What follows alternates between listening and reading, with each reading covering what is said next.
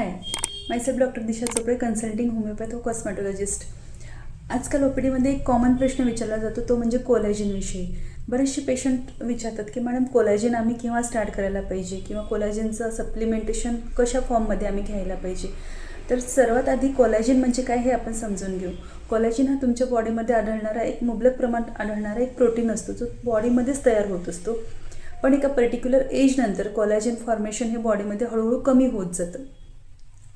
त्यामुळे कोलॅजिनचं जे प्रमाण असतं ते आपल्या स्किनमध्ये बऱ्याच प्रमाणात आपल्याला कमी होताना आढळून येतं. त्यामुळे स्किनची इलॅस्टिसिटी कमी होत जाते आणि स्किनवरती wrinkles, dull skin, loose skin आणि डिहायड्रेटेड स्किन असे बरेचसे सिम्पटम्स आपल्याला दिसायला लागतात. त्याचप्रमाणे तुमच्या हेअर हेल्थसाठी, नेल हेल्थसाठी, तसेच जॉईंटसाठी सुद्धा कोलॅजिन एक बेटर रोल प्ले करत असतो.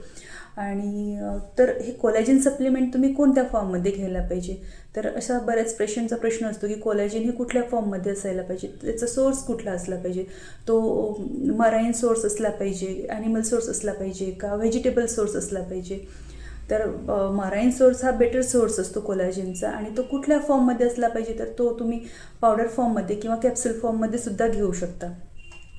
फक्त कोलॅजिन जेव्हा आपण घेतो तेव्हा ते हायड्रोलाइज्ड फॉर्ममध्ये असायला पाहिजे, हे कन्फर्म करणे गरजेचे आहे. कारण आपली बॉडी फक्त हायड्रोलाइज्ड फॉर्ममधलं कोलॅजिन ॲब्झॉर्ब करते.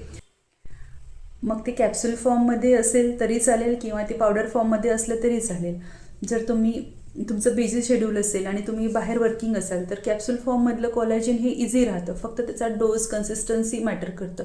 कॅप्सूल फॉर्ममध्ये आपल्याला रिक्वायर्ड डोस एका छोट्या कॅप्सूलमध्ये कवर करणं हे पॉसिबल नसते. त्यामुळे तुम्हाला 2 ते 3 कॅप्सूल्स एका वेळेला घ्याव्या लागू शकतात.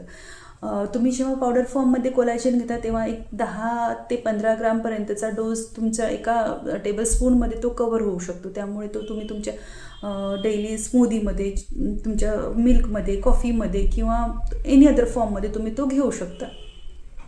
त्यामुळे कोलॅजिन हा कुठल्या फॉर्ममध्ये आहे ते जास्त महत्त्वाचं नाही, तर तुम्हाला घ्यायला कुठला इझी जातो हे जास्त इम्पॉर्टंट आहे. आणि कोलॅजिन घेताना त्याची कन्सिस्टन्सी, त्याचा डोस आणि कुठल्या क्वालिटीचं प्रोडक्ट तुम्ही यूज करत आहे यावरती त्याचा रिझल्ट डिपेंड असतो. तर अशा प्रकारे जेव्हा तुम्ही कोलॅजिन स्टार्ट करता तेव्हा तुमच्या बॉडीची रिक्वायरमेंट काय आहे, तुमचा बेसिक कन्सर्न काय आहे, हे तुमच्या डॉक्टरांच्या सल्ल्याने नक्की चेक करून घ्या आणि डॉक्टरांच्या सल्ल्याने तुमचा कोलॅजिन आजच स्टार्ट करा. थँक्यू.